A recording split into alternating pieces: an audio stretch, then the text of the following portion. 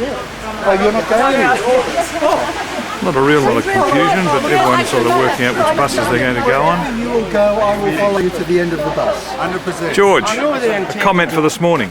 Oh, I was just, Marcia was leading the way. I'm following her, I'm saying which way. She goes, I'm not going anywhere. And I'm heading for the bus, so if she was going to go to walking to Warsaw, I would have probably walked with her. Tradition can go fishing. Where the room by the dozen, right in the middle of the town, leading nowhere, just for show.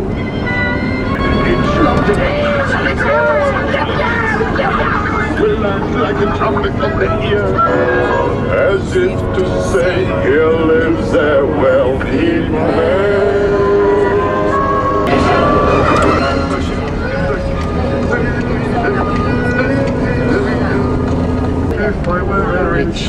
You're not singing loud enough.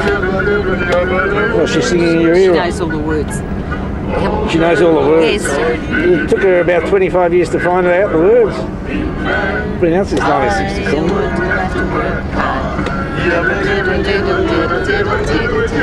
Alice, you're not singing. What's wrong with you? You've got a mouthful of cucumber. Quarter.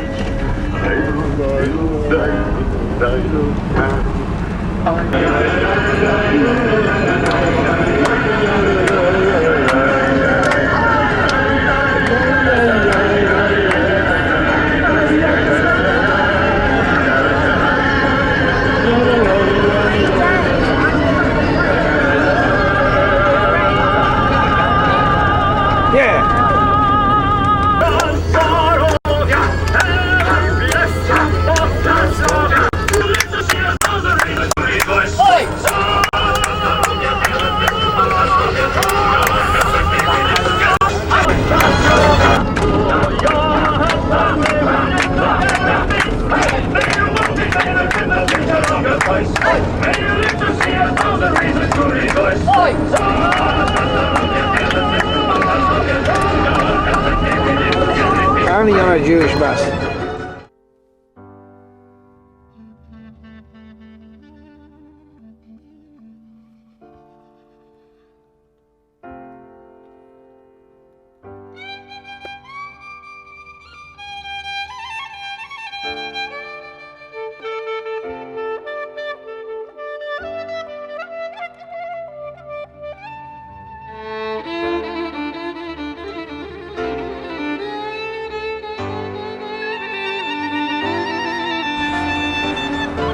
Three hectares.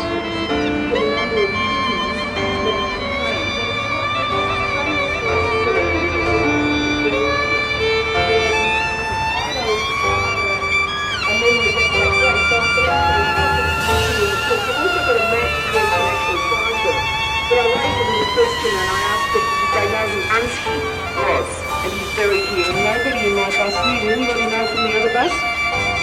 And you be sure what did he write, Bakerloo? Was people. He wrote the D-book. And of course the famous actress Ida Kaminsky, and I have to brag because I have to say I had a photo taken with her when I was a little girl. She was a Yiddish actress that toured around Australia and the United States. She's also famous being the auntie of Danny Kaye, but his name was Kaminsky. Yes, Peretz is buried here. And Zamenhof. Now, okay, everybody knows who Zamenhof's famous for. Everybody heard Esperanto, the language of Esperanto? Zamenhof invented Esperanto. You'll often see in Israel Zamenhof Street. You'll see Zamenhof Street around. Extract from a diary written by Chaim A. Kaplan on the 7th of March 1942, entitled Scroll of Agony. I quote, "The size of the ghetto diminishes steadily, and now the Gesher Street Cemetery has been declared off-limits for any Jew, dead or alive. For practical reasons, however, it was impossible to forbid the burial of Jews there because sanitation requires that a cemetery be located outside the city boundary. So orders were given to continue to bury the Jewish dead outside the ghetto limits, all those who died of starvation or the epidemic, and they are the majority. Among them were people picked up on the streets of the ghetto, or who died in hospital, or starved to death in some attic. These bodies are put into a common grave just as they were when picked up, naked and unwashed. Dozens upon dozens of such corpses are accumulated each day in the cemetery stables to await their burial at sunrise. A thin layer of earth is spread over the burial pit, but not in sufficient quantity to cover the limbs, which are left protruding incongruously. In darkness they lived, in darkness they died, and in darkness they were buried. Is this man, and is this his end? The day will come when the Jewish people will erect a memorial here, where the common grave holds all these brothers forever. The individual graves of those who are well off in life and in death will be forgotten, but the huge common brother's grave will remain a national legacy forever. Here lie our unknown soldiers, whom all of us should honour and remember.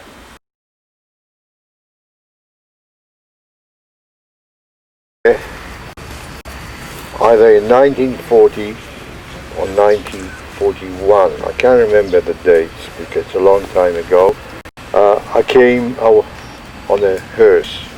My family were the biggest undertakers in Warsaw, so the Germans wanted their services, and that's how we were kept alive really.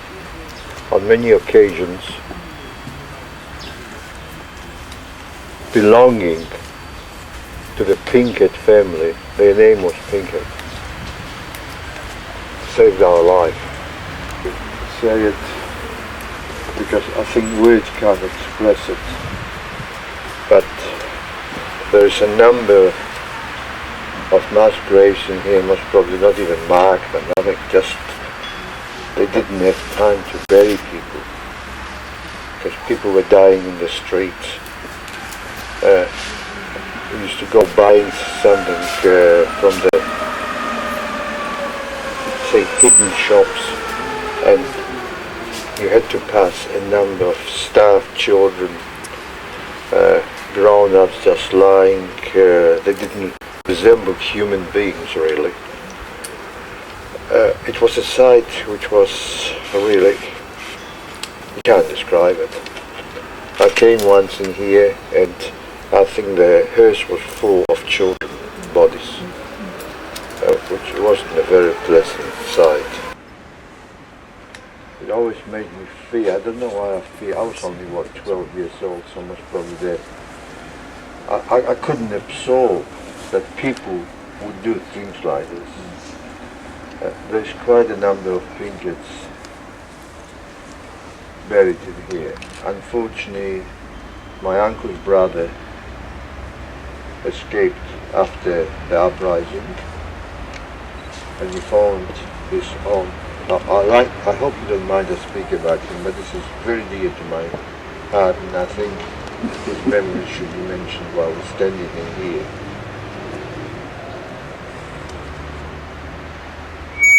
And he formed this group with his employees and his family. He had quite a big family.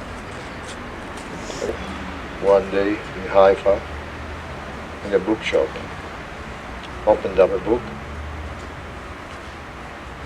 The Pinkett underground was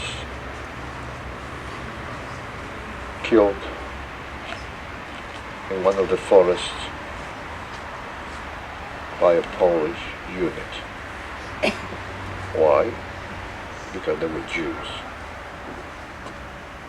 And this is really not justified at all. They were fighting for the same cause, for getting rid of the Germans, and they were attacked. And none of them were killed, none of them survived. Do you want me to speak at Oomslagplaats too? So I won't mention Oomslagplaats at all now. I just would like to conclude, because I could talk about it for hours, but I think it's too much. I just would conclude with the words that we should never forget. I shouldn't use the words forget or forgive. Can you forgive? You cannot forgive. But you somehow try to work with the people, but the people don't want to work with you. This is the problem. And I conclude that I have had an opportunity to drink a l'chaim to the family of Pinkett and all the mass graves that are in here. Thank you.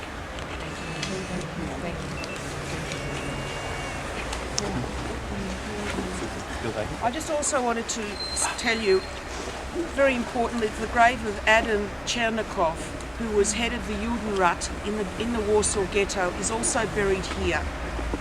He refused to give names for deportation and committed suicide. When he was asked to give a list of names to the German authorities for deportation, he submitted one name in an envelope and it was his own, and he committed suicide. He is also buried here in this cemetery.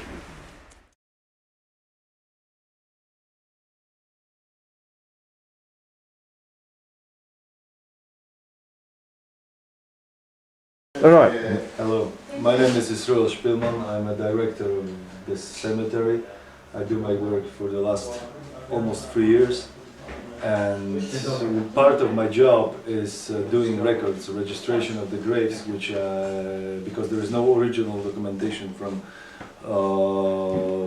before the war, because everything got burned together with the buildings during the Shoah.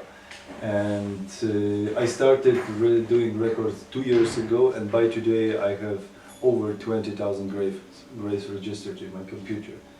And thank God we found the family, a grandfather and great-grandfather of Mr. Klein, which is Klein Jakob Zvi, and his father named Meyer. They are buried next to each other in the section 12B, and we're gonna go there to see the graves very soon. Okay, and it's row 16, Yeah, graves 16 and 17. that's And right. just give the dates if you could, just that when. Of course, Jakob Zvi died the 16th of August 1925, and his father, there is no in the regular calendar date, there is only a date in the Jewish calendar, and he died 6th day of month of Av, 5686, which is 1926, 1 year later. And they both died in the month of Av. Yeah, Yeah. both of them. This goes during the summer. Does it say? This is July or August. Does it say how old they were? Once again, I'm sorry. The age. How old they were when they died? Does it The say? age when they died.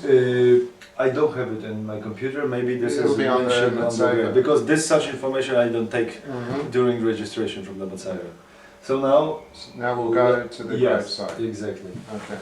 Caretaker's going to show us where Jeffrey's grandfather and great-grandfather are buried. I'll just mention what you were saying about. Yeah, I was asked about the section which I've recorded where his ancestors are buried. When I recorded the records of them, and I assumed that it was the summer last year. I would have to check in the computer, but it was probably the summer last year. Actually, I started 2 years ago in March 2003 from zero, from the very beginning. And how did you know they were Cohen? It's written on the grave. Oh, I see. All right. That's a good way. You thought he was a clever man, but he is. Thank you. Okay, well. You got your phone with you? Yeah.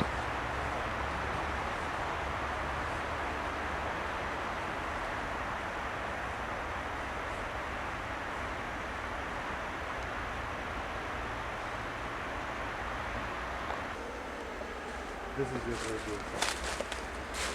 Do you read Hebrew? Can you just read this? No, it's not. This is Meir ben Yaakov HaKohen Klein, and he died Vav Menachem Av Tav Reish Pei Vav, which is 1926. Oh, here it is. And he died in the age of 70. And, then and here- his son,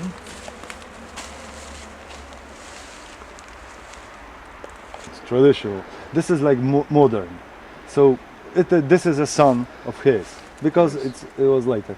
And this is Yaakov Tzvi ben Meir HaKohen Klein, died 26th of the month of Av, Tav Reish Pei Hei, which is summer 1925, 16th of August, and he died in the age of 38. 38. That would be right.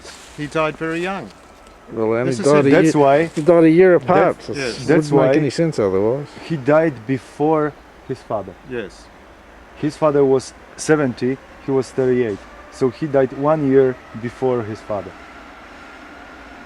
That's And it's written here, to my beloved husband and father, wife, daughter and son. they give not the names in the names. No, no. And on the other side would be. On the other side you see only Yankel Klein, Can you? named after your grandfather. That's right. Your grandfather was named after his grandfather, Ah. because Meir was also a son of Yaakov. Uh-huh. So your great grandfather was a son of Yaakov.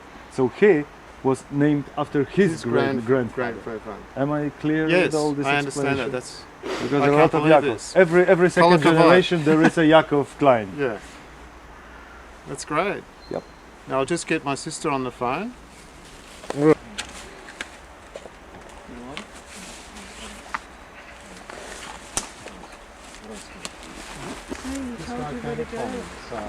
This is no accident. Yeah, thanks. Better. Thanks for that.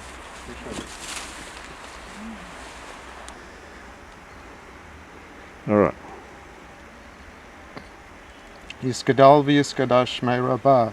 Amen. V'almadi barach korostei v'amlich maholtei v'echonu v'echonu chayei v'chol bei Yisrael ba'agala v'bizman karev v'emru amen. Hey, Shmei Rabba, Marach Le'olam Olamei Almayah.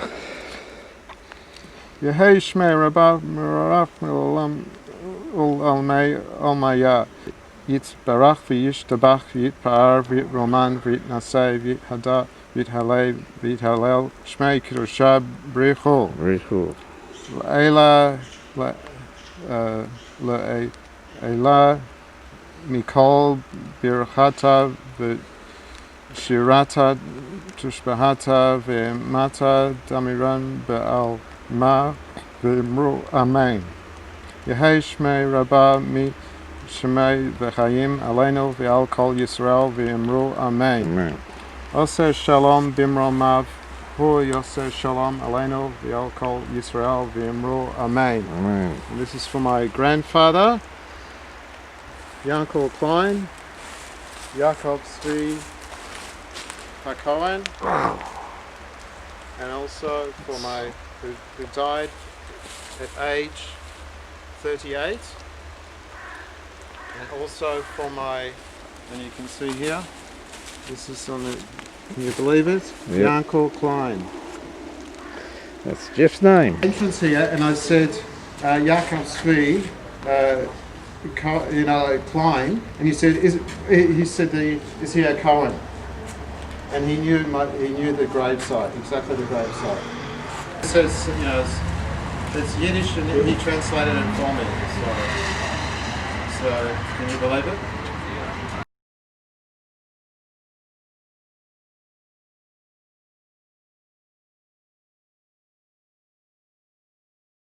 It's my great grandfather, and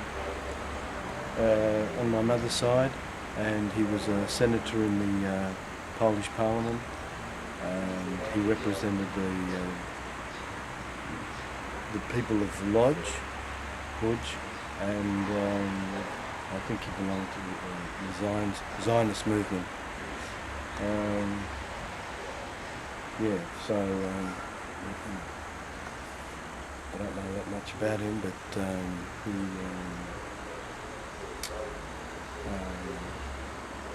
he was a distinguished person, and not too many Jewish people were politicians. And this is his. Do you know the year? The year? Do you know the year of his death? Yeah, I've got it on the bus. But yeah, I don't have it with me. I didn't realise that this was the same cemetery. Well, you only just realised it. I just realised, yeah. So it's incredible. Because? It's incredible that that we're here. That we're here. Yeah. Amazing. I didn't realise. So, have you known a family coming here before? Yeah. To see it? Yeah. Oh. Yeah. So this is unexpected, but yeah, it's great. Fantastic. Yeah. So what's his name? Usha Israel Mendelssohn. The famous name, Mendelssohn. Yeah. So obviously they didn't. His wife's not here, but yeah. So your grandfather, was he born here in Warsaw? I think so. Was it on your grandmother's side? Grandfather or grandmother? On the mother's side. On your mother's side? Yeah. But it was it your mother's father or grandmother? My mother's grandfather. So it's on your mother's side? Yeah. Fantastic, incredible, man. Yep.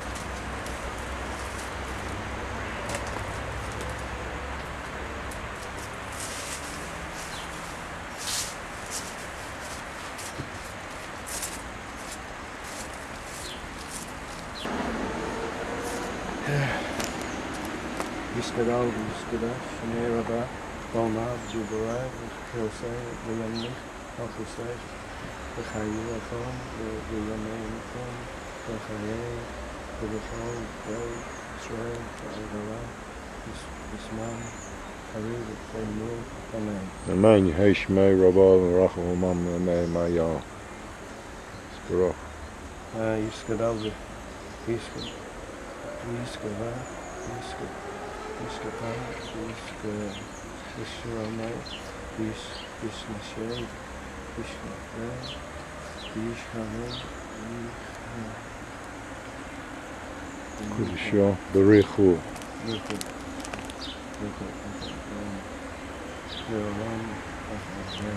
Mim Kol. Mim Kol, Berichu, Berichusa, Yeshiwasa, Tushvachosa, Nechosa, Yaman,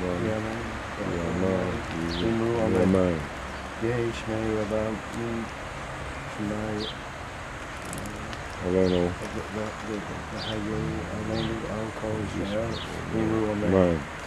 Asher, Shalom, Nimu, Hu Yaseh Shalom, Alenu, Al-Kol, Israel, Nimu, Amen. Amen. Thank you. Sure.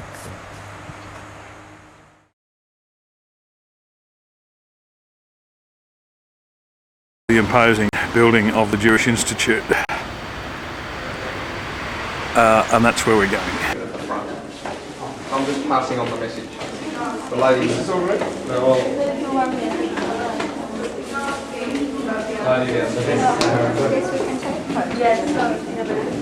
Talk about Poland within this institute. We're talking about Poland in a lot of different shapes and sizes. The Republic of Poland didn't actually even exist during the 19th century. So the term Poland shifts geographically. Therefore, if you are confused about your families coming from Poland, Russia, Russia, Poland, and you get all these different terms, and you can't find the name of this town on a map or something like that, understand that it's because of this geographical change.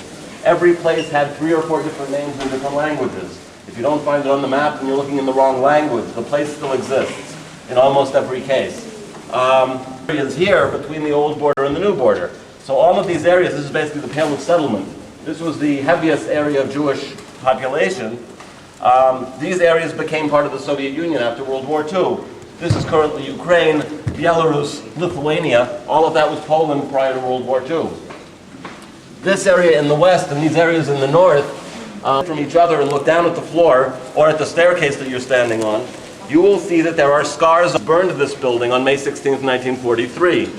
After the liquidation of the Warsaw Ghetto, as they called it, the extermination of the remaining Jews of the Warsaw Ghetto after the uprising, SS General Jürgen Stroop, who was in charge of the liquidation of the ghetto, decided to have a triumphal celebration of the end of European Jewry's largest Jewish community, the community of Warsaw. And he came here after the ghetto uprising, and he had his explosives experts plant explosives around the Great Synagogue of Warsaw, which was the second largest in Europe, and which stood next door to this building where this glass tower is now standing outside that door. If you look at the top of the staircase here, you have a photograph from 1938 of where we are now. You have just entered the black doors of the building on the left. You are in the entryway to that building. On the right, you see there's a very large synagogue. As I said, the second largest in Europe at the time. That was the Great Synagogue, and it was dynamited by the Nazis on May 16th, 1943, in a triumphal celebration of the end of Europe's largest Jewish community. This building at that time was burned. What remained of it was the concrete shell and basically this entryway, and when the building was rebuilt following the war, these scars were left untouched as a historical memorial to what took place then. So you are touching history even as you stand here. British population at that time. Jews lived for many years on the same land in the same day. Jewish labour for the occupiers began.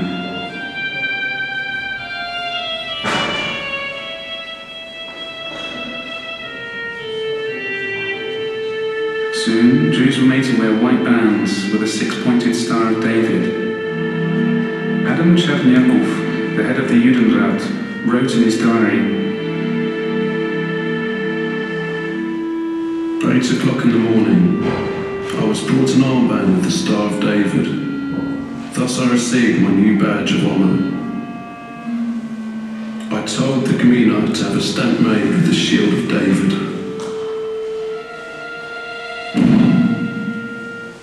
The occupiers blocked Jewish bank accounts, took away from the Jews their houses, workplaces, shops. The sick were forced to leave the hospitals. In December 1939, schools for Jewish children were closed, and in 1940, synagogues too were closed, and group prayer in private homes forbidden.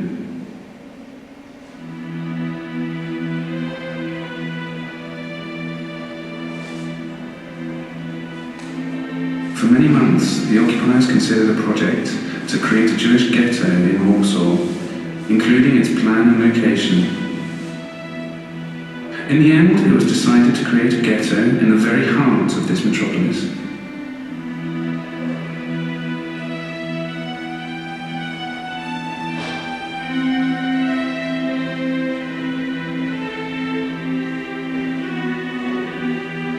Work had begun on construction of the wall.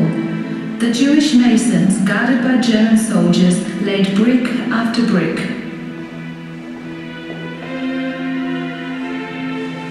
On October 2nd, 1940, the governor of the Warsaw district signed a decree declaring the creation of a Jewish residential district.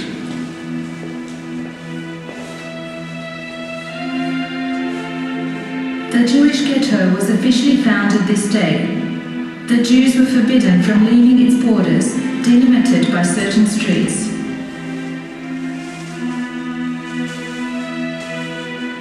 A rumour circulated that Wromia Street, rather than Żelazna, was to be the border, and that Sienna was under threat.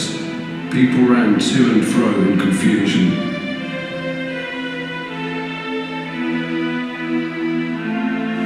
The day the ghetto was sealed off was terrible.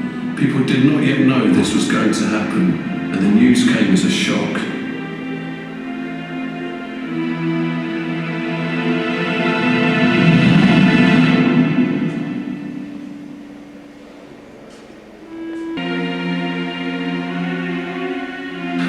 significant portion of the educated workforce was suffering from unemployment and hunger, but it was also this group that was most active in the organisation of self-help activities.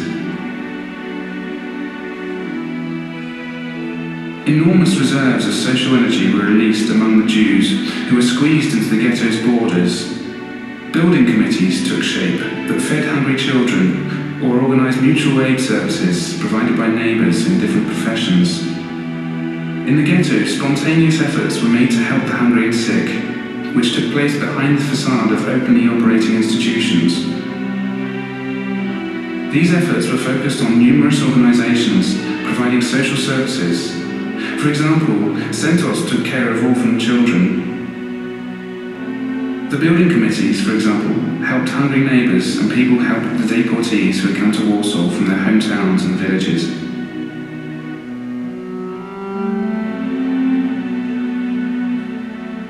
Hunger did not overshadow the intellectual needs of those living in the ghetto. Even in this tragic situation, people wanted books and knowledge, music and prayers. Participating in culture and creativity gave them added strength to fight for their survival, and was for them a form of spiritual resistance. It was only in September 1941 that the Nazis allowed 6 primary schools to be opened. But secret elementary and high school programs, as well as university ones, had been going on for 1 year already. Off Street, and within Świętojerska, Wołowa, Franciszkanska, and on Leszno, Nowolipki, Niska, Wołyńska, and Szczęśliwa streets. The battle in the ghetto is for your freedom and ours. The plan to swiftly quash the uprising failed. Because of the insurgents' resolve and heroism, the leader of the SS and police, General Jürgen Stroop, decided to burn the Jewish quarter along with its inhabitants and then raze it to the ground. The ghetto was engulfed in a sea of flames. The defenders of the ghetto either died in the flames or were forced by the fire to leave their bunkers and hiding places, and then perished in the extermination camps. The uprising in the ghetto was the first armed rebellion in a city in occupied Europe. For a month, the poorly armed handful of boys and girls resisted the powerful German military detachments. The ghetto burned. Its defenders perished. But morally, the insurgents triumphed. Their unequal battle had shaken the world's conscience.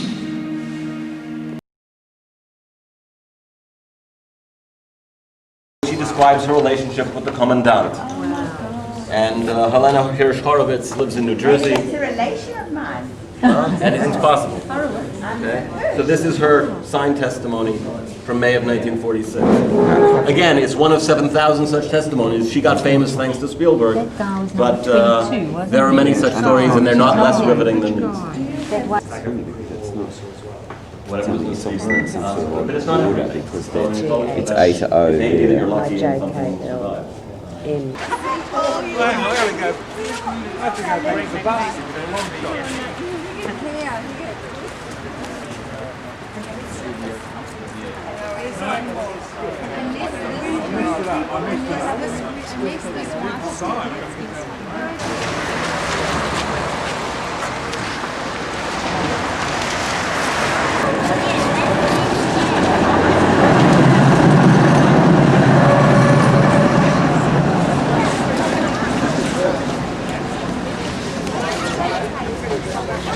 But they were shooting at them, taking the food away from us.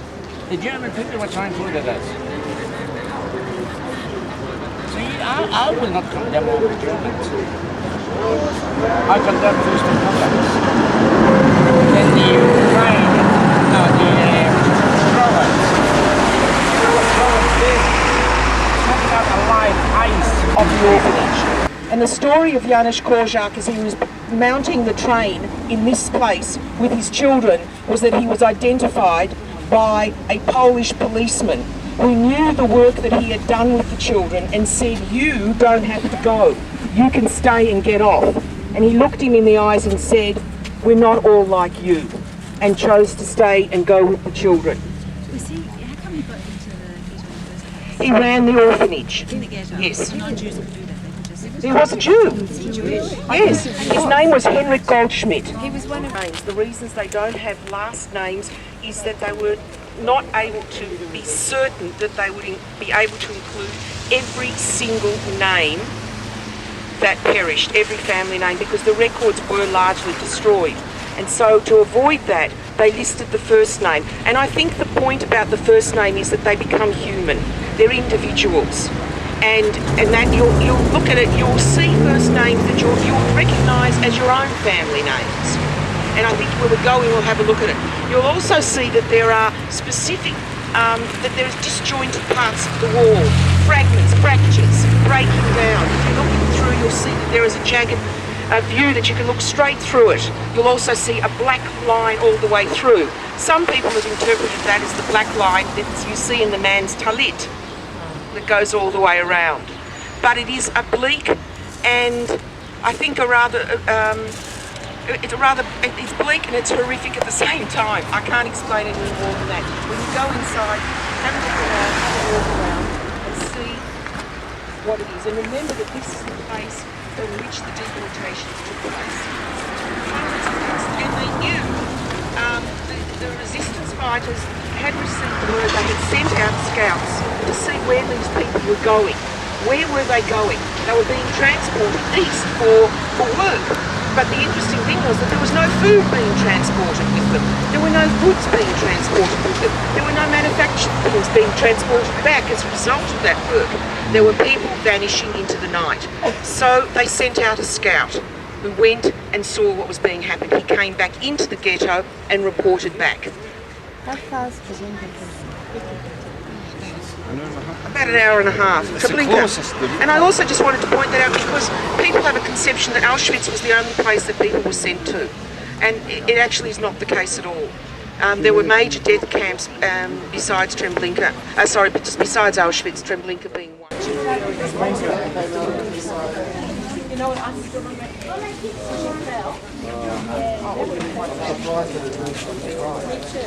She fell as she got out of the taxi. The walls don't know. That's what hit her. And the walls dropped down. That's such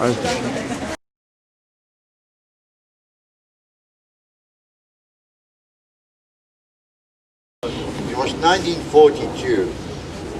In those days, we lived in the little ghetto. And one morning, the Germans surrounded our house and got all the people down into the yard. It was a 6-story place, quite a big place. They bullied us, they pushed us around. Most probably we were about, 400 or 500 people. They got us into the street and they marched us to the Umschlagplatz. It was my mother and her 4 sisters. We arrived at the Umschlagplatz. I cannot describe it because nothing in here resembled the area what it is now. But I just describe it roughly. On one side there was a wall. We were standing in a long column against the wall.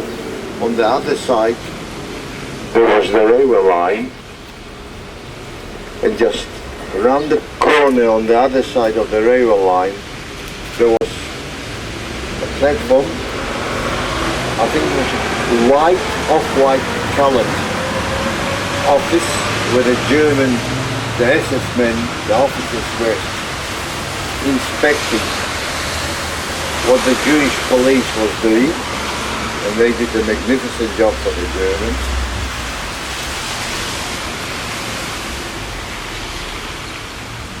Unfortunately for us, my uncle, that's the funeral parlor owner, came to the Umschlagplatz with a huge hearse, 2 horses, few bullies on the Umschlagplatz. They bribed a Czechoslovakian officer in the German army. He went up to the Germans, talked something, don't ask me what he thought, I can't remember now. And one of my uncle's employees put the funeral parlor cap on me, say hop on the hearse, My auntie came on, and I never forget, I think I've mentioned to some people, leaving my mother with her sisters at Umschlagplatz. It was the most awful and the feeling which I don't think you ever can forget. Each time I've got problems in my life, I don't know if they believe me, but she appears. I don't know why, but she does. I was very sick a few years back. I had open heart surgery, and when I woke up after the operation, 5 days later, she appeared before me. And I survived. Everybody wrote me off. I don't know whether she guides me or something. I don't know.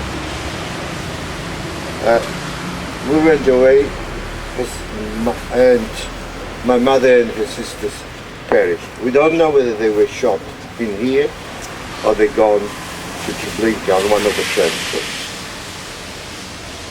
The place, the way we were treated at the place, at that Umschlagplatz, is unbelievable. No one can imagine. We're not human beings, we're just a little, what do you call it, mishkas, is it? And you can walk on it with train. Kill it with your foot, that's how we're treated. How old were you, Adrian? At 11. I'm frightened of one thing though. I see someone in my picture in here, walking somewhere in the street, because there's quite a lot of pictures taken by German soldiers. I just wish and hope that we will never have to go through in our lifetime. Yeah, I have been twice in here, and the same thing happened. My uncle always saved us with a hearse. The hearse was a magnificent savior to us. I could tell you a few stories about the hearse and what the hearse saved, how many people, and how many people it fed by smuggling food from the cemetery to the ghetto. Thank you.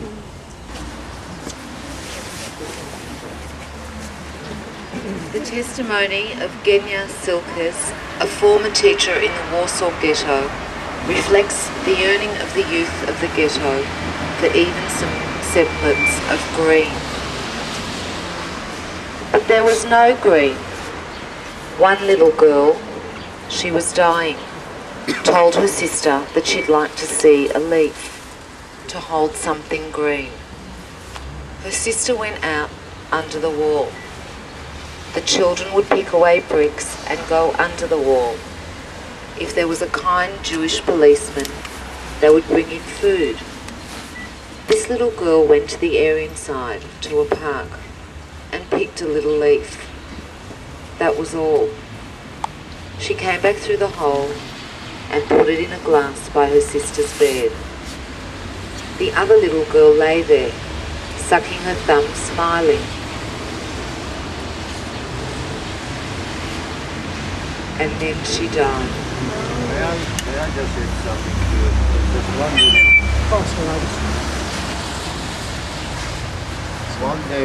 One day, It's on. Can you hear you? Right up your face. one day when we still, before that, what we used to call the action in the ghetto, my auntie, she was about 27 or 28, a redhead, with a big mouth, very outspoken, and the chief of the police force, of the Jewish police force, asked her to bury him, and he would save her life. I'll never forget it. She said to him, look, I am Jewish, you're a policeman, you go your own way and I go my own way. I lose my life. That's a different story, but I would never marry her. And he was worse than a German, I mean it. It was something shocking, what he did to the Jewish community. And that was a Jew.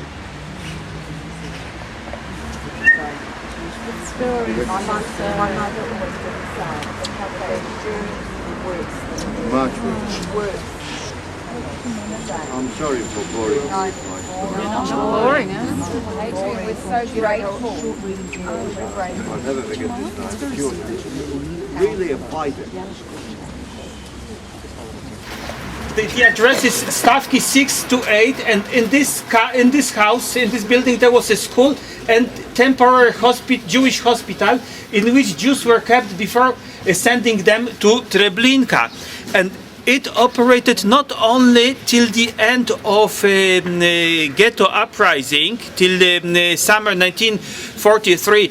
It was also the place where Jews were kept basically almost till the end of, till the beginning of Warsaw uprising. Warsaw uprising against to liberate Warsaw in 1944 took place on the the beginning of uprising took place on the 1st of August 1944, which means year after the ghetto uprising collapsed. And then when Warsaw uprising started, the Polish units, the fighters came in here and liberated still 50 Jewish people who are staying in here as the prisoners. From Polish it says Stawki 5 to 7. In this building there was chief command of SS guards supervising in the years 1942-43 Umschlagplatz, from which every day thousands of inhabitants of ghetto were sent to the extermination camp in Treblinka.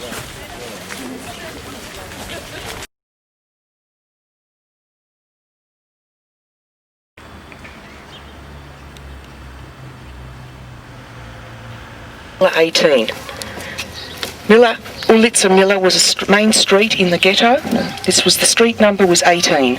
In the bunker, on this exact site, was where Mordechai Analevich and the last of the resistance fighters made their last stand and chose to commit suicide rather than to surrender. And so for us, I suppose it makes an enormous statement, and it's, I think, very fitting that at this place we read the final speech that Analevich made in April of 1943, where he declared the resistance and really what his aims and objectives were. And David Freeman's very kindly offered to do that reading. Following that reading... Hello.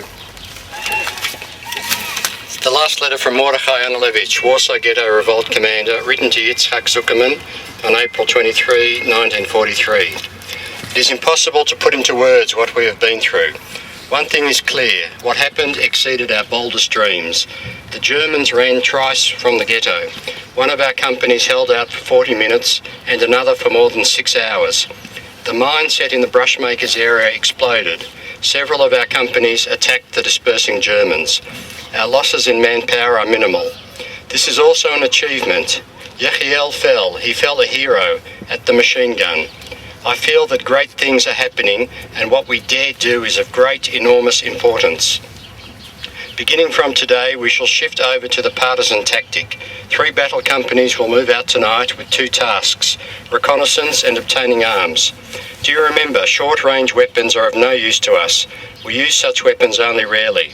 What we need urgently: grenades, rifles, machine guns and explosives.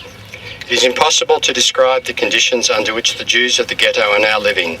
Only a few will be able to hold out. The remainder will die sooner or later. Their fate is decided. In almost all the hiding places in which thousands are concealing themselves, it is not possible to light a candle for lack of air. With the aid of our transmitter, we heard a marvellous report on our fighting by the Shavit radio station. The fact that we are remembered beyond the ghetto walls encourages us in our struggle. Peace go with you, my friend. Perhaps we may still meet again. The dream of my life has risen to become fact. Self-defence in the ghetto will have been a reality. Jewish armed resistance and revenge are facts. I have been a witness to the magnificent, heroic fighting of Jewish men of battle. Our parents, our brothers, our sisters, of those taken out through the gates of the ghetto, not a single one has returned. You who hesitate, cast aside all illusions. Your children, your wives and husbands are no longer alive. Hitler plans to destroy all the Jews of Europe, and the Jews of Lithuania have been chosen as the first in line. We will not be led like sheep to the slaughter. True, we are weak and defenseless, but the only reply to murder is revolt. Brothers, better to fall free as fighters than to live by the mercy of the murderers. Resist! Resist with your last breath. Thank you very much.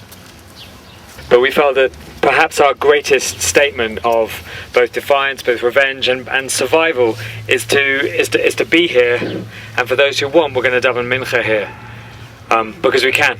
We're outdoors, and it feels like a very appropriate place. I believe east is in that direction, and I think we'll do it on top of this.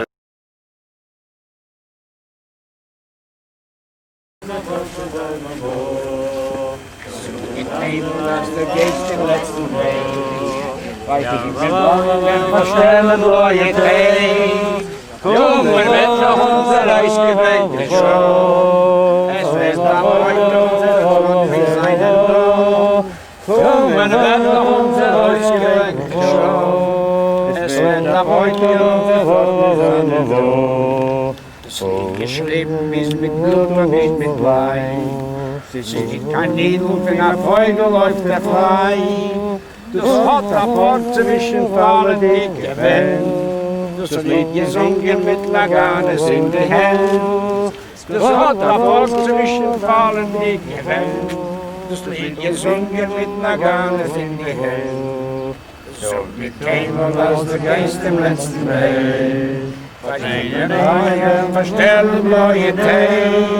Dummer wird noch unser ausgewähnte Schau. Es wird abbeugen unser Brot wieder seinen Lohn. We are here. We are here.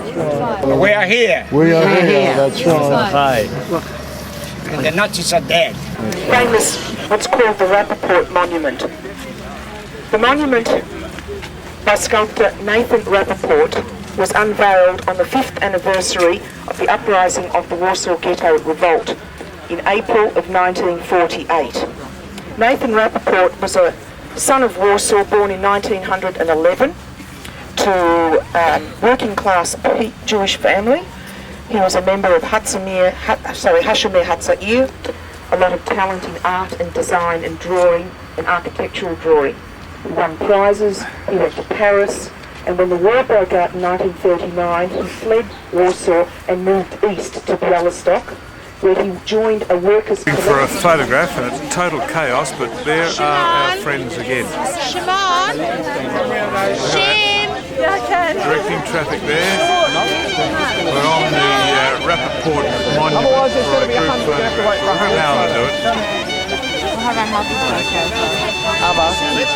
It's 30 minutes later, we still haven't Take it from over there and you won't know the difference. Directors here.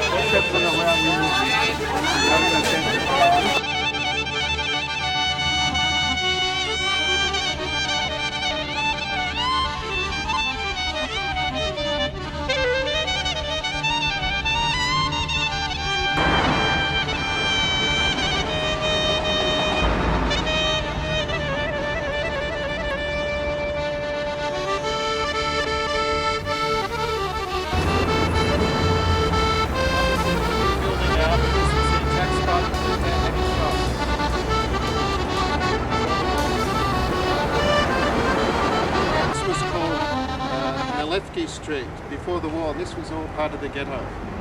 So obviously this has all been demolished. Like there's a tourist here. Say hello. Say hello Australia. Hello. Say hello Australia. Jada. Australia. Yes. Say hello to Australia. What's your name? He talks to any strange blonde in the street.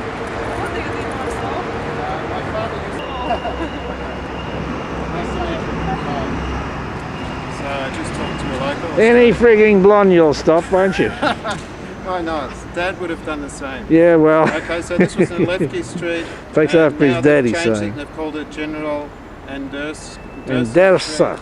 And that's a telephone. And now, see, top high five. Well, Dad had his business up on the 3rd floor. Up there. And it was wholesale, retail and manufacturing. Of menswear, you idiot. Of menswear. You didn't say what he was doing. Of menswear. That's better. So menswear, and all people, the Poles used to come here, and this was all a ghetto, and it was all wiped out after.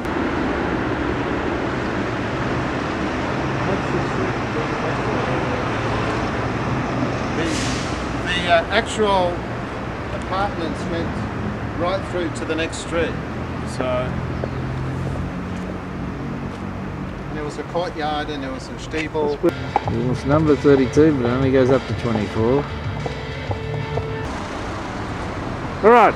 So here we are, corner of the street where Auntie Luba and Dad lived. So they lived in 32, which would have been with that park there. It's in that park. This is 24, 26, 28, 30. 32 would have been in the middle of that park. So, and then you can see this is the environment they lived in. This park was always here. You can see now there's a pop-up of these lovely ladies. Don't ask him for a picture. No, I won't ask for a picture because they're already in it. And I wonder where they were during the war. That was for Andrew. That's why I said that.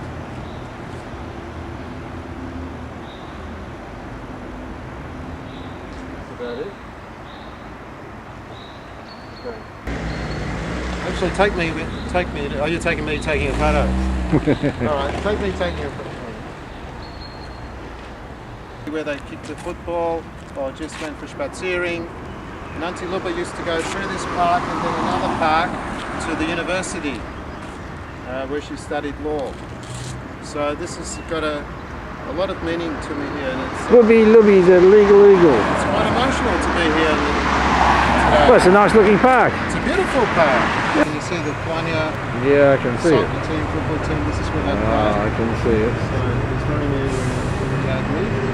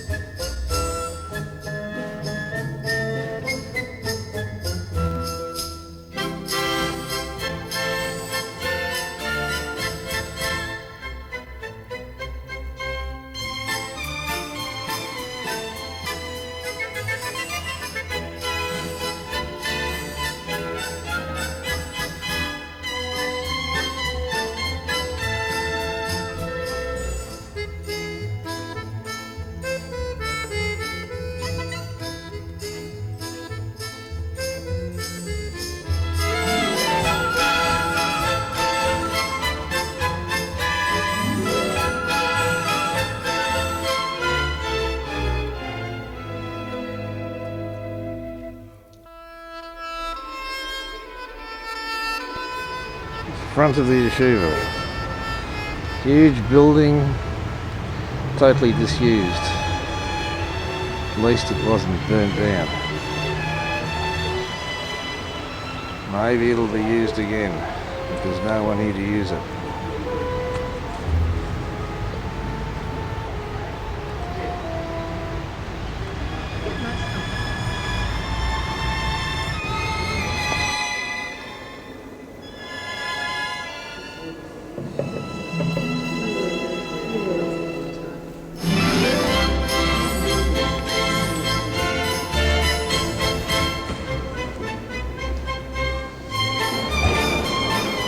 What must have been written on this blackboard over and over again.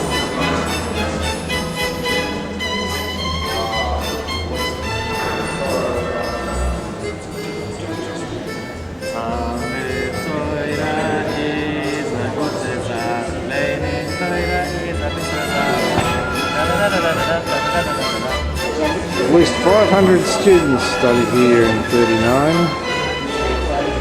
And many famous rabbis, and now garnished. One student. Let's see if there's a student.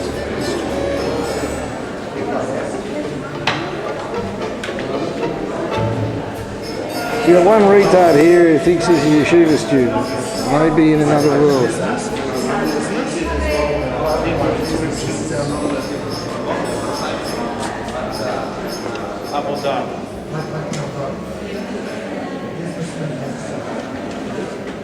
There's a good sign. Jewish saying, warm in summer, to yeshiva in winter.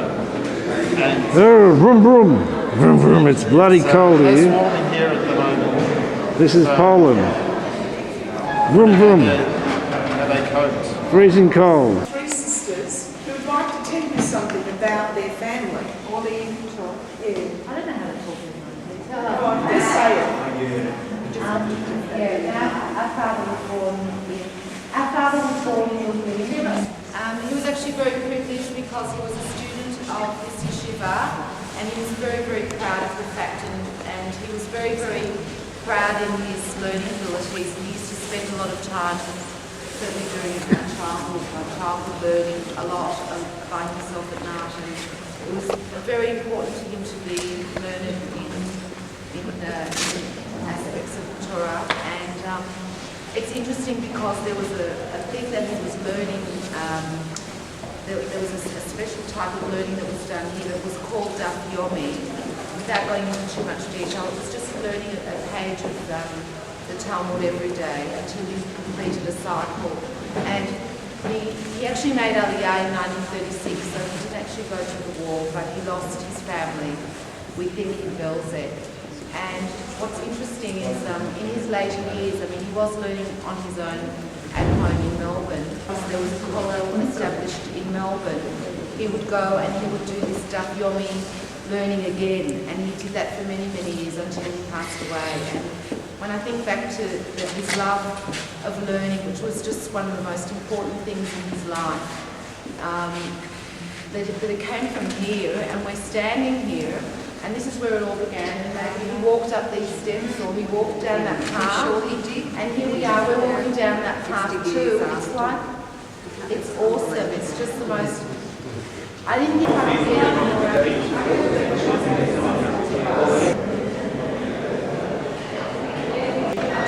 Annihilation. And whilst we keep memory alive, that annihilation only happened on one level, but it won't happen on the spiritual level. And if we, continue to tell the stories, I mean, the fact that your fathers, and you're descended from here, and your father was born here. I know that about my father died when I was little, but I have to thank you.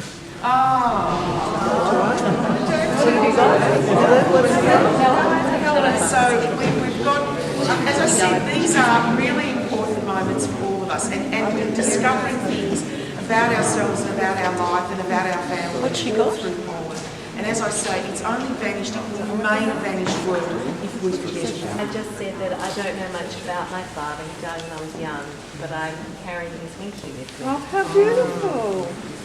This is a poem by Katz Nelson. It's called "It's All Over," from a song of the murdered Jewish people. Rising over Lithuanian and Polish towns, the sun will never climb. A radiant old Jew reciting the pound, although not synagogue. The sun will never enter, more than ever, yet the market is dead. It's crowded, yet it seems empty. Never will a Jew grace the markets or give them life. Never will a Yiddish prophet flush at the markets in sacks of potatoes, flour, orange. Never will a Jewish man lift a hen and pat a calf. The drunken peasant will whip his horse sadly, return with his full wagon to the village. There are no more Jews in the land. Special pride for us to destroy this Talmudic academy, known as the greatest in Poland. We threw out of the building the large Talmudic library and brought it to the marketplace. There we kindled a fire under the books. The conflagration lasted 20 hours. The Jews stood around weeping bitterly. Their outcries rose above our own voices. We summoned a military band, and the triumphant cries of the soldiers drowned out the noise of the wailing of Jews.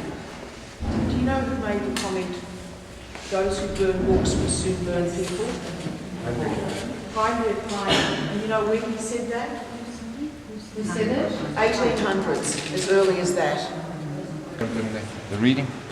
It's a great luck that the building itself wasn't destroyed, I suppose, because it was so big and solid and useful. They may have needed it. It's now a medical. It's been a medical school since the end of the war. And as far as I know, it's still currently in use. It's certainly. Is there any memorial inside? It's been returned to the Seen Jewish any inside, community. just outside on the wall. So it's been returned to the Jewish community.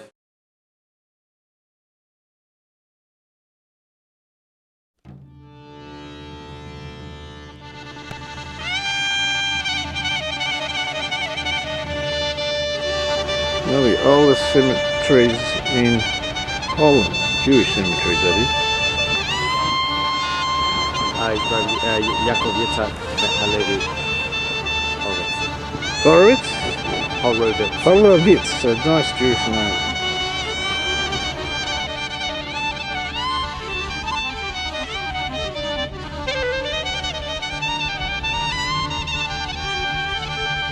This is the seer, or prophet of Lublin's grave.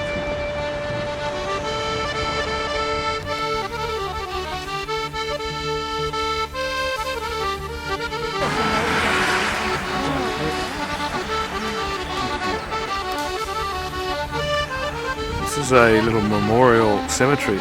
Well, it's a cemetery.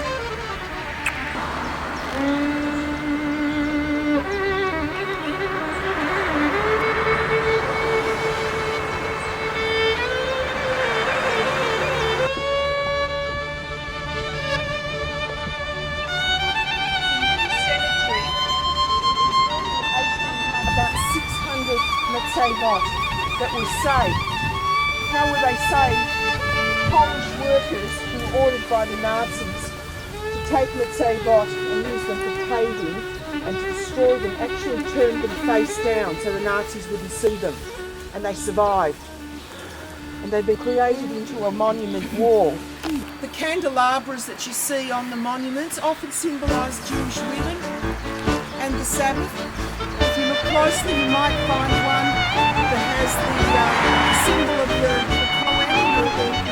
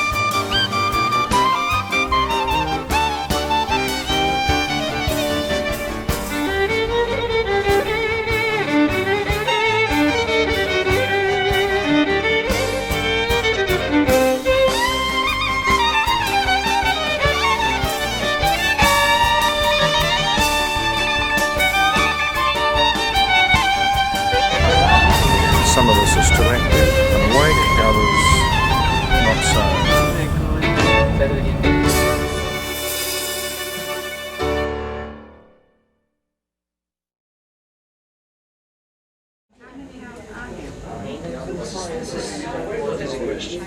I would say, but much more than okay. What I think is that this is very similar to what I said about the as I said, I work with teachers, and I have something like we trained something like 50 Polish schools with our tolerance workshops, and each of these teachers, the teachers are asking us, could you help us to arrange a meeting with Jewish students? And the answer is yes, we will do our best, and the result is that we cannot. You know, so I would say that the potential is much bigger than what's going on. But at the same time, there is a lot of groups who are, for example, have you been in Auschwitz? School Day now? Yeah. Okay, so this is a problem of the educational system in Poland, in communist Poland before 1989. I mean that I'm not an expert on history, but of course Poland was not an independent country. There was a communist regime in Poland. There was a lot of subjects in Polish history textbooks that were false. It was for example, all the history about the relations between Poland and Soviet Union, and many others. Very important parts of Polish history. You couldn't learn the real facts at school for more than 40 years. And one of these issues was Polish Jewish relations and education about Holocaust.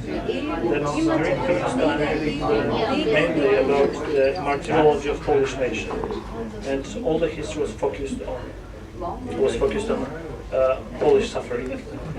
The other thing is that if you visit Auschwitz in communist times, you will learn about the fact that people who were killed in Auschwitz were British, Spanish, many others, Jewish and Gypsies. This was the way how the history was presented in communist Poland. So of course this had an impact on the common perception of Poland, and this had impact also on the perception of teachers. And we can change it only after the change of the system in 1989. So it means that it is, unfortunately, this is the long-lasting process. And this is not enough to change the curricula. This is not enough to change the textbooks. This is also the human factor. I mean, the teachers must be also from new generation. And of course, today, students can learn the real history at the universities. I mean, I am talking about history students who teach Polish students, but it's a process. So I'm not sure if this is the correct year, but I think in 2001, the first Polish curriculum published about Holocaust was published. So of course, I can see a big improvement, but at the same time, to tell you my story, my grandfather was in Dachau as a prisoner. He was not Jewish. And going to Polish school, I couldn't see any difference in the way how my grandfather was treated in the concentration camp and a Jewish person was treated. And this is the perception. This is one of the problems. That each Polish family had someone who was killed during the war by Nazis. My grandfather was sent only because of the fact that he was a Lutheran priest, the pastor, and this was the fight with Polish intelligentsia. And so this is one of the problems in Polish Jewish relations. I would say that all the generations of post-war Polish people were educated in this history education focused on Polish suffering. At the same time, what they could learn from their parents, from their grandparents, was also suffering of their families. So, for example, if I asked my mother what she remembers, and she was 6 years old when the war started, of course, she remembers that her father was in the camp. She won't tell me too many about Jewish suffering. She will tell me about her suffering and her feelings. So this common memory is combined of what you could learn at school, what you could learn at family. And now, this is what is very difficult during these meetings that we organize with Jewish students. And the perception of Jewish students coming for such meetings is that majority of Poles collaborated with Nazis. That majority of Jewish students know nothing about Polish suffering. And majority of Polish students, and this can surprise you, believe that majority of the Poles did nothing during the war but saving Jews. This is what they could learn from the history during the history lessons. And of course, what is my interpretation of the history? I mean that there was a small group that supported the Jews, helped to hit Jews. This was a small group, but at the same time, this is the biggest number of trees in Yad Vashem. The Poles have the biggest number. But at the same time, I mean, we have the biggest number of righteous Gentiles. At the same time, there was a small group who collaborated with Nazis.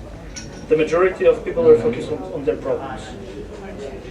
But from this, if we agree that this was the truth, the perception of Polish people who what remember Poland is very different from what remember Jewish people, because they remember their suffering, and they remember mainly these people who were better than them.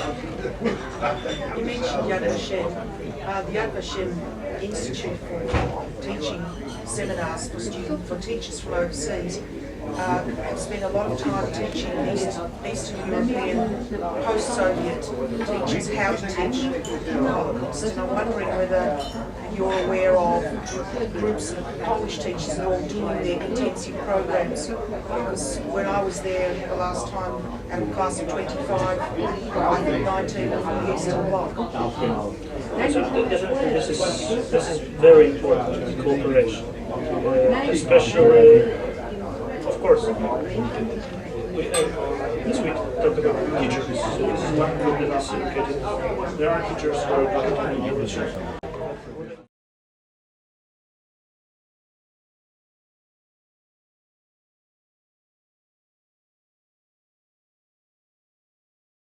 Saturday the 7th. 7th of May. 05. We're on the way to Częstochowa. North on the freeway. So ask him, does he know how many Jews lived in Częstochowa before the war? Ilu Żydów przed wojną mieszkało w Częstochowie? 28 tysięcy. How many? 20,000. 20,000? No, 28,000. 28. How many after the war? Ilu po wojnie? To znaczy w Częstochowie przeżyło 1700 Żydów z Częstochowy w obozie pracy. Hatzak, tak? Tak, w Hasaku. 1,700 Jews survived the war in Hatzak, the labor camp. I potem co się stało? Wyjechali w większości, tak? To znaczy oczywiście chyba w 1948 roku najwięcej wyjechało. And they left, almost everyone left, mostly in 1948. Ale jeszcze w latach 60. było ze 400 osób. There was like 400 people. A teraz 20-30 osób. Now it's 20 to 30. 20 or 30 Jewish people left. Does he know how many synagogues are left in Częstochowa? Ile jest synagog w Częstochowie? No w tej chwili ani jednej. Not a single one now. Not a single one. Not a single one. People, are sympathetic to Jews. Why would they be anti-Semitic when there are so few Jews in Poland? This is the strange thing. I think it's ignorance. Mainly, it's ignorance. They don't know a thing. They just don't understand the world. And it's, when you don't understand all these changes around you, you look for a simple solution for a simple answer to your question. Częstochowa? Yeah, that's Częstochowa right. sign. I got it. I got it. Warszawa signs. What a connection. Mum and Dad together. Warsaw, Warszawa and Częstochowa. Z węgierskiego 3 zajęcia. Aha. September 22nd, 1942, when the deportation started, and it lasted 8 days. This is from Częstochowa. From Częstochowa to Treblinka camp. Lasted 8 days? 8 days. Rounding up and deported to death. Do you know how many? Approximately how many? Piotrze, ilu mniej więcej? To znaczy wtedy na pewno 40-42 tysiące ludzi do Treblinki. Z Częstochowy? Tak. Piotr says approximately 40 to 42,000. 40 to 42,000 people. A w ogóle w getcie było 50-53 tysiące ludzi. There were 50 to 53,000 people in the Częstochowa ghetto. Tak. I z tych, co zostali, utworzono tak zwane małe getto, w którym było 5 tysięcy ludzi. And from these who remained, Germans imposed little ghetto of 500 people. In Częstochowa? Yes. Now in Częstochowa. Actually, you can have a shareholder center. Huza is still works of Częstochowa. And W is pronounced V. Put that Częstochowa.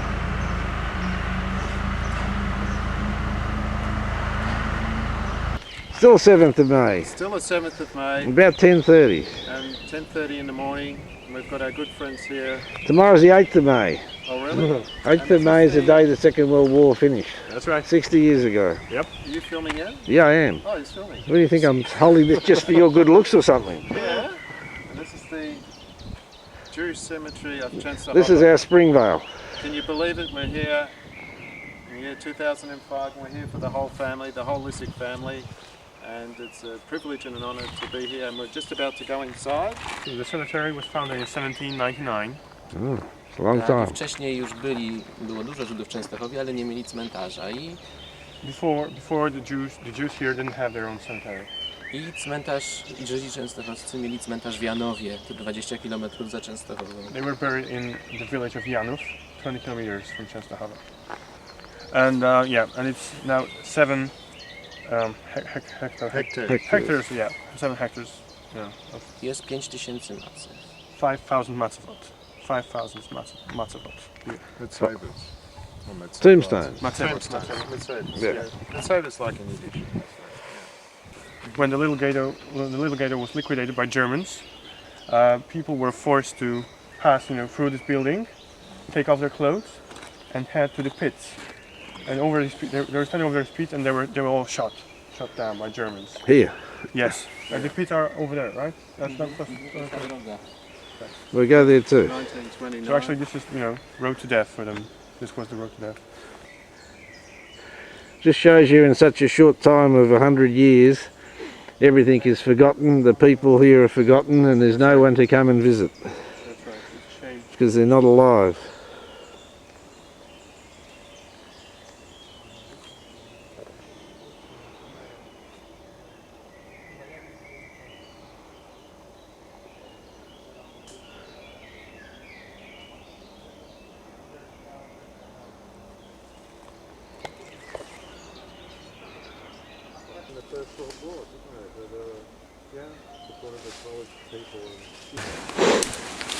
The grave of Elisic, maybe.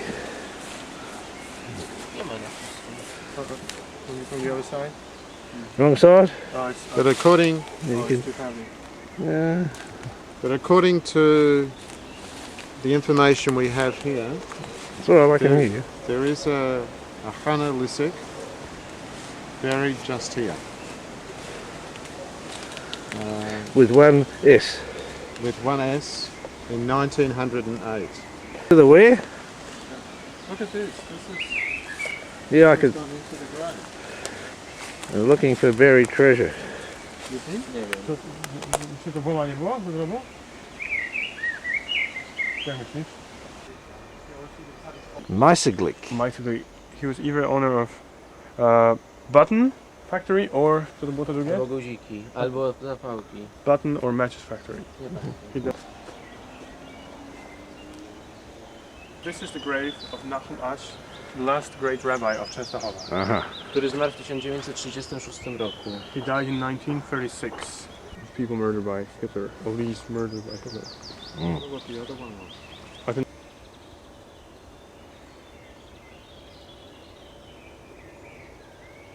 being renovated right now. I mean, Z małego getta i z Hasagu, czyli z obozu pracy. okay. So this is the grave of people who were executed, the people we mentioned from Little Ghetto, they were executed here. And this grave also houses remains of people from Hasag, the labor camp. This is a mass grave. This is a mass grave, right. So in the Little Ghetto you said was 500 people? 5,000 people. 5,000 people? 5,000, right. So in all this area they would have dug pits? Gdzie były te rowy, powiedz mi? In a mass grave? Tutaj były, dokładnie tu. There were these pits here.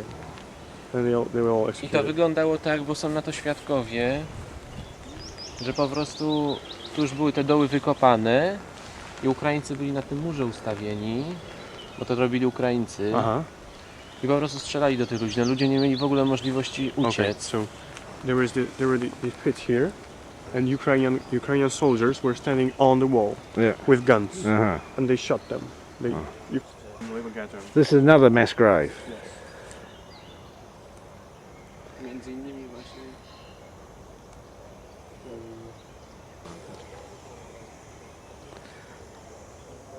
So you can see. On this day, 26th of it says July. Tribute to the heroes of Jewish Fighters Organization who died in the bunker, right? Bunker? Yeah. On this date. So where was the bunker? Gdzie był ten bunkier? Na ulicy Nadrzecznej. In Nadrzeczna Street. This is in Częstochowa. Yes, these are Jewish ghetto fighters from Jewish Fighters Organizations.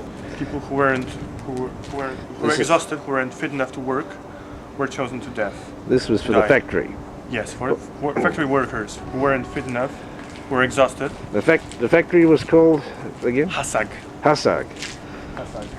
Making shells for the Germans. Making shells, right. Did it have wall and wire around it? Or Był jakiś, tak powiem, drut coś takiego było? No oczywiście, cały był urodzony. Yes. So how many workers did you say was altogether? The peak number was 15,000. 15,000, from 15 to 40 years. Yes. The company was German company. The German company, right. And Ukrainian guards. Right. This is where the workers stayed until they either got selected out to go to... They go to Treblinka as well? Oni byli rozstrzeliwani na miejscu gdzieś, tak? Tak, właśnie na cmentarzu głównie. No, they were shot at the cemetery as well. These workers were shot at the cemetery. So the main ghetto was liquidated, was sent to Treblinka. To głównie 30,000 of Jews from Częstochowa in September 1942. They were sent from the ghetto to Treblinka. Yeah. Remaining 15,000 work here, and next 5,000 remained in this little ghetto. Until they were taken later on what's left of the railway line. I tam w bramie się znajduje taki, wiesz, piękny zegar i właśnie bardzo dużo ludzi go zapamiętało i wszyscy, którzy tu przyjeżdżają, chcą ten zegar zobaczyć. Gdzie to brama? No trochę byśmy musieli po tym wocku przejść.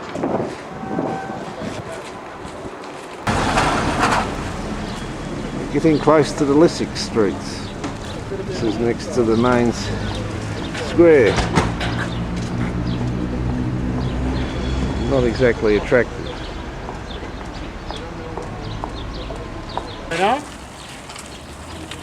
Helena, I'm standing at Senatorska Street in Częstochowa. In Częstochowa. I just said, oh my God.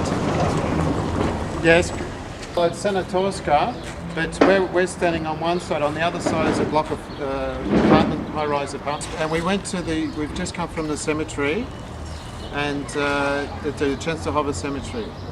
And it was incredible. We went to the ghetto. Shalom. Shalom. Very good. A kol beseder to daraba. אנחנו עכשיו בצפון, נקרא גן בכנסייה, ויש לנו, אני חושב שכל בסדר. אבל עכשיו יש לנו בעיה, לא יכולים למצוא קבר בסנטור. I can do it for pictures too.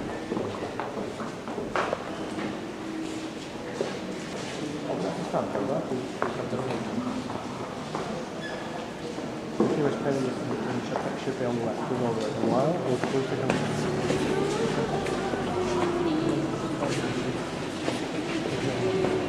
Chenstohova Madonna Church, sort of over the top and far away.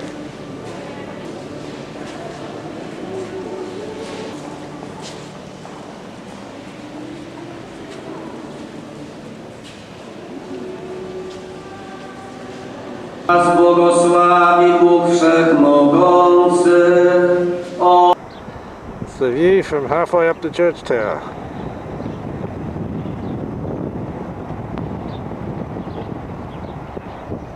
Lots of chimneys.